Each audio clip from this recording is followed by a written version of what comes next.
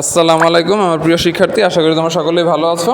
ষষ্ঠ এবং অষ্টম শ্রেণীর শিক্ষার্থীরা, তোমাদের এরকম একটা ফর্ম দেওয়া হয়েছে। এই ফর্মটা বাসায় নিয়ে তোমার নামের স্পেলিং হচ্ছে তোমার জন্ম নিবন্ধন যে কাগজটা আছে সেটার সাথে তোমার নামের স্পেলিং ইংলিশে মিলাবা এবং তোমার জন্ম তারিখ এবং জন্ম নিবন্ধন নাম্বার মিলানোর পরে দেখবা কোথাও কোনো ভুল আছে কিনা। যদি কোনো ভুল থাকে সেটা লাল কালি দিয়ে সুন্দর করে লেখা নিয়ে আসবা, আমি কারেকশন করে দেবো আগামী বৃহস্পতিবার বলতে হচ্ছে গিয়ে 23 তারিখ, মে মাসের 23 তারিখ 2024 সাল।